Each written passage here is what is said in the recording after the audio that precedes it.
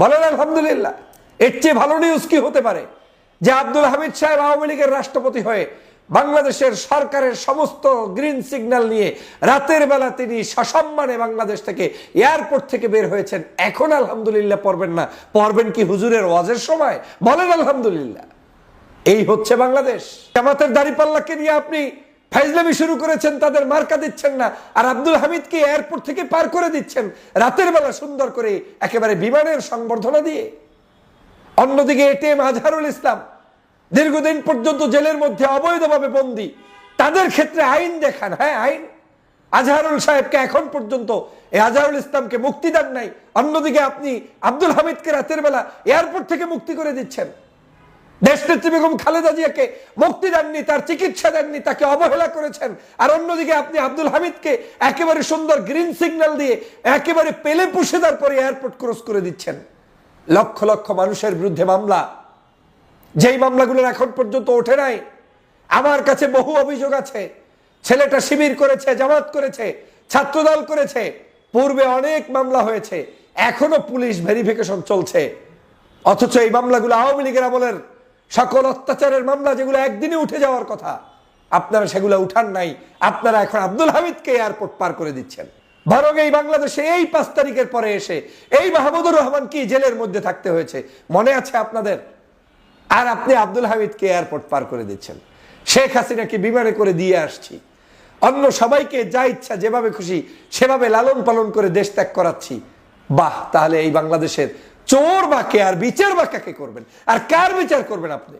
এসব ধান্দাবাজি বন্ধ করা উচিত। আমি কোনো বিচারই চাই না যে এই দেশে সকল চোরগুলো, ডাকাতগুলো, খনিগুলো পালিয়ে গিয়েছে, তাদের আবার বিচার চেয়ে আমার লাভটা কি? শুধু শুধু এই ট্রাইব্যুনাল গঠন করে অর্থনৈতিক গচ্চা দেওয়া ছাড়া আর কিছুই হবে না।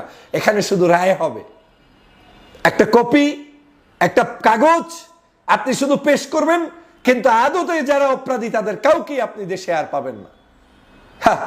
দুঃখ লাগে, কত বড় বড় মামলা আওয়ামী লীগের বিরুদ্ধে, সেই মামলার আসামিরা পালিয়ে যায়, আর অন্যদিকে বিএনপি, জামাত, হেফাজত, চরমনাইরা বাংলাদেশের মানুষের কাছে থাকতে পারে নাই।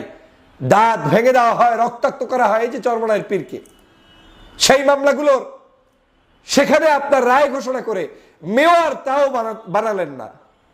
আইন তখন আইন, হ্যাঁ আইন দেখান, যে আগে মামলা করে নাই, এই করে নাই, সেই করে নাই, আর এখন তুমি একজন মার্ডার কেসের আসামিকে তুমি দেশ থেকে বা পালিয়ে যেতে সাহায্য করছো, অথচ শায়েখে চরমনাইকে তুমি আইন দেখাও। দেশ ছেড়েছেন সাবেক রাষ্ট্রপতি আব্দুল হামিদ সাহেব। সরকারের গ্রিন সিগন্যাল পেয়ে, আন্তরিক সহযোগিতা নিয়ে এবং ইমিগ্রেশনের সকল ধাপ অফিসিয়ালি যেভাবে মেনটেন করে যেতে হয় সব কিছু সমাধান করে প্রকাশ্যেই এক প্রকার তিনি বাংলাদেশ থেকে বিদেশের উদ্দেশ্যে রওনা হয়েছেন। গতকাল রাত 3টা 5 মিনিটে থাই এয়ারওয়েজের একটি বিমানে তিনি বাংলাদেশ ত্যাগ করেন এবং ব্যাংককের উদ্দেশ্যে তিনি যাত্রা করেন। আব্দুল হামিদ সাহেবের বাংলাদেশ থেকে চলে যাওয়ার পরে বিভিন্ন গুঞ্জন রয়েছে, আলোচনা রয়েছে, সমালোচনা রয়েছে। আমি আলোচনা, সমালোচনা, গুঞ্জন সব কিছুকে উড়িয়ে দিয়ে বলতে চাই, এখানে গুঞ্জনের কিছু নাই। সরকার সরাসরি সহযোগিতা করেছে।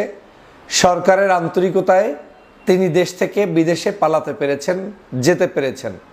যদি শব্দটা আমরা বলি পালাতে, তাও ভুল হবে, কারণ এখানে পালানোর মতো কিছু নাই। পালায় যেভাবে, সেটা হয়তো আপনারা নিশ্চয়ই দেখেছেন যে বর্ডার ক্রস করছে, কেউ হয়তো না বলে যাচ্ছে, সেখানে আবার ধরা পড়ছে।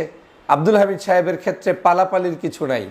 সরকার বলেছে তাই তিনি গিয়েছেন, এবং সরকারই একটি সুনির্দিষ্ট ডেট তাকে বাছাই করে দিয়েছে যে এই তারিখে এই সময় আপনি গমন করলেই মিডিয়ার নজরদারি থেকে একটু দূরে থাকতে পারবেন। মানুষের প্রত্যেকের যে আকর্ষণ রয়েছে, তারা হয়তো সেই আকর্ষণটা আপনার প্রতি না রেখে ভিন্ন দিকে থাকবে। এই সব বিবেচনায় দেশনেত্রী বেগম খালেদা জিয়া বাংলাদেশে আসার একদিনের মাথায় তাকে পাঠানো হলো বাংলাদেশ থেকে বিদেশে। আমি আব্দুল হামিদ সাহেব কখন কিভাবে দেশে থাকবেন কি থাকবেন না, বিদেশে যাবেন কি যাবেন না, একজন রাষ্ট্রপতি হিসাবে তার কতটুকু সম্মান দেওয়া উচিত না, এ নিয়ে আমি তর্ক বিতর্ক করলে অনেক করতে পারবো। কিন্তু আমি প্রত্যেকটি মানুষকে সম্মান দেওয়ার পক্ষে অবশ্যই। কিন্তু একটু স্মরণ করিয়ে দিতে চাই যে আব্দুল হামিদ সাহেব বাংলাদেশ থেকে, এয়ারপোর্ট থেকে যে সম্মান নিয়ে বাংলাদেশ থেকে বিদায় নিলেন, এই হামিদ সাহেবদের সরকার আওয়ামী লীগ বাংলাদেশ থেকে কাকে সম্মান নিয়ে বিদায় জানাতে পেরেছিল বিগত আওয়ামী লীগ সরকারের আমলে? দেশনেত্রী বেগম খালেদা জিয়াকে বাংলাদেশ থেকে চিকিৎসার জন্য বিদেশে যাওয়ার একটু সুযোগ পর্যন্ত দেয়নি। তখন কি আব্দুল হামিদ সাহেবরা বাংলাদেশে ছিলেন না?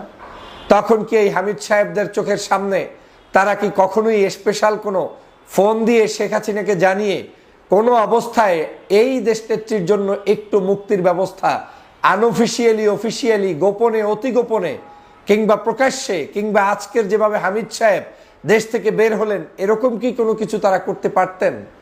পারতেন, কিন্তু তারা করেননি। তারা হিংসার আগুনে দাউ দাউ করেছে। তারা তৎকালীন সময় তাকে জুলুম করেছে, অত্যাচার করেছে, চিকিৎসার জন্য পর্যন্ত যেতে দেয়নি।